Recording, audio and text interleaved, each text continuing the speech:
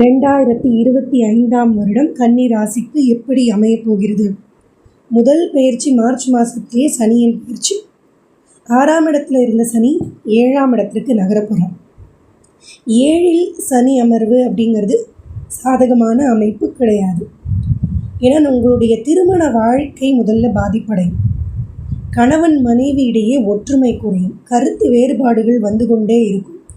இல்லை 2 பேரும் ஒரு சந்தோஷமாக பேசி பழகக்கூடிய சூழல் இல்லத்தில் இருக்காது. ஏதோ ஒரு பிரச்சனை இருந்து கொண்டே இருக்கும். இந்த மாதிரி முதல்ல உங்களுடைய திருமண வாழ்க்கையில் பாதிப்பை ஏற்படுத்துவார். அடுத்து வேலையில் சக ஊழியர்கள் மூலமாக சங்கடங்களை கொடுத்து கொண்டே இருப்பார். நாம் நல்லா பேசினாலும் நம்ம கூட இருக்கவங்க நம்மளை புரிஞ்சிக்காமல் வேறு விதமாக ரியாக்ட் பண்ணுவாங்க. இல்லை அவங்க பண்ண தப்புக்கு நாமளும் சேர்ந்து திட்டு வாங்கக்கூடிய அமைப்பு. இல்லை பிடிக்காத ஒரு வேலையில் போய் ஜாயின் பண்ணிடுவீங்க. இல்லை வேலையில் நிறைய அலைச்சல்களை கொடுக்கக்கூடிய அமைப்பு. இந்த மாதிரி 7ஆம் இடத்திற்கு சனி வந்து வேலையிலும் பாதிப்பை கொடுத்து விடுவார். அங்கிருந்து நேராக அவருடைய பார்வை ராசியின் மீதே விழருது அப்படிங்கிறது சிறப்பான விஷயம் கிடையாது. மனசோர்வு, உடல் சோர்வு, மந்தத்தன்மை இதெல்லாம் டக்குன்னு ஏற்பட்டுடும். எதையுமே அப்புறம் பார்த்துக்கலாமே அப்படின்னு தள்ளி போடக்கூடிய அமைப்பை உங்களுக்கு கொடுத்துவிடும். இதுவே உங்களுக்கு பெரிய பாதிப்பு முன்னேற்றத்தில் ஏற்படுத்தும். அடுத்து அவருடைய பார்வையே 9, 4 இந்த ஸ்தானங்களில் பார்க்கிறார். தாய் ஸ்தானம், தந்தை ஸ்தானம் இரண்டுமே சனியின் பார்வை கீழே இருக்குது. அதனால் கன்னிராசி அன்பர்கள், உங்களுக்கு வயசான அம்மா அப்பா இருக்காங்க, ஆல்ரெடி அவங்களுக்கு ஹெல்த் இஷ்யூலாம் போயிட்டுருக்கு அப்படின்னா அவர்களை மிகவும் கவனமாக பார்த்து கொள்ள வேண்டிய வருடமாக இந்த 2025ஆம் வருடம் இருக்கும். குறிப்பாக சனி பெயர்ச்சிக்கு பிறகு தந்தையின் மூலமாக கிடைக்க வேண்டிய ஆதாயம், தாயின் மூலமாக கிடைக்க வேண்டிய ஆதாயம் இதெல்லாம் குறையும். பாக்கியஸ்தானத்தில் சனி பார்வை தடைகளை உருவாக்கும்.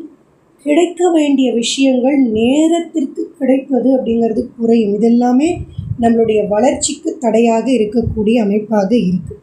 அதனால் இந்த சனியினுடைய டிரான்சிட் அப்படிங்கிறது கன்னி ராசிக்கு ரொம்ப ஃபேவரபுளாக இருக்க போகிறது இல்லை. சரி, அடுத்து சுபகிரகமான குருவின் டிரான்சிட் எப்படி இருக்குது அப்படின்னு பார்த்தீங்கன்னா 10ஆம் இடத்திற்கு குரு வருவதும் அந்த அளவுக்கு ரொம்ப நன்மையை செய்து விடாது.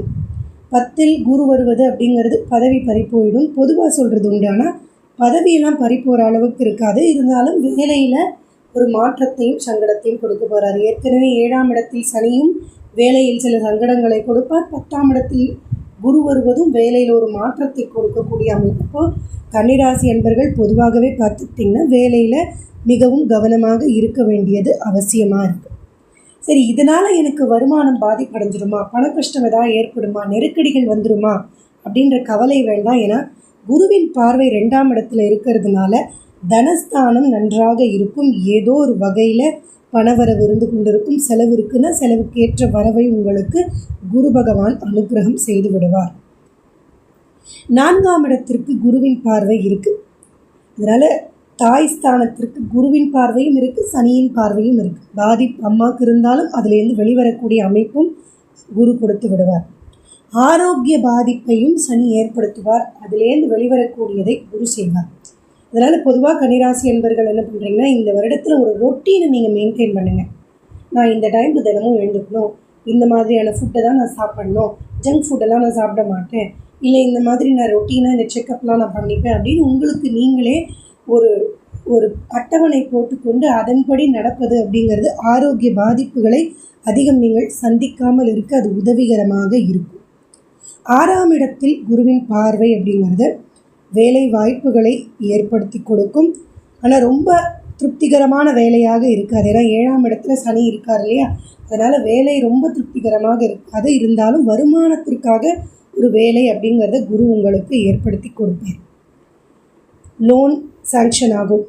இந்த லோனெல்லாம் வச்சு நம்ம பிஸ்னஸில் இறங்கணும் அப்படின்னு நினைப்போம். ஆனால் 7ஆம் இடத்தில் இருக்கக்கூடிய சனி அதை தொடங்க விடாமல் ஏதோ ஒரு தடையை செய்து கொண்டே இருக்கும். அதனால் லோன் கிடைக்குதுங்கிறதுக்காக வாங்கி வச்சுட்டு பிஸ்னஸ் ஸ்டார்ட் பண்ணோம் அப்படிங்கிறதெல்லாம் பண்ணாதீங்க.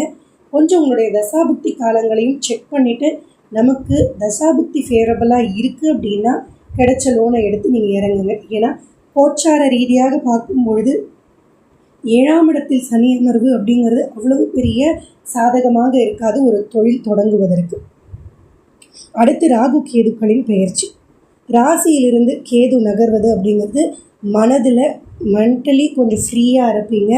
கொஞ்சம் விரக்தி நிலையிலேருந்து கொஞ்சம் நீங்கள் எல்லா விஷயத்தையும் பார்த்து ரசிக்கக்கூடிய அமைப்பை உங்களுக்கு கொடுக்கும். அதே நேரத்தில் எது நடந்தாலும் அதனால் ஒரு பாதிப்பை நீங்கள் எடுத்துக்கொள்ள மாட்டீங்க. 12ஆம் இடத்துல கேது இருக்கிறதுனால இது ஒரு விதத்தில் ப்ளஸ்ஸாகவும் இருக்கும், சில இடங்களில் மைனஸாகவும் இருக்கும். 6ஆம் இடத்துல ராகு வர்றது ஒரு நல்ல அமைப்பு தான். தொழில் ரீதியாக பாதிப்புகள் உங்களுக்கு கொஞ்சம் குறையும். ராகு கேது பயிற்சிக்கு பிறகு வேலையில் இருந்த பாதிப்புகள் கொஞ்சம் மாறும், இருந்தாலும் திருப்திகரமாக இருக்காது. மொத்தத்தில் பார்த்தீங்க அப்படின்னா கன்னிராசி அன்பர்களுக்கு இந்த 2025ஆம் வருடம் தொழில் ரீதியாக ரொம்ப பெரிய வளர்ச்சி இருக்காது. கவனமாகவும் செயல்பட வேண்டிய வருடமாக இருக்குது. குலதெய்வ வழிபாடையும் பைரவர் வழிபாடையும் தொடர்ந்து நீங்கள் மேற்கொள்ள வேண்டியது அவசியம். மீண்டும் உங்களை அடுத்த பதிவில் சந்திக்கிறேன். நன்றி, வணக்கம், ராம் ராம்.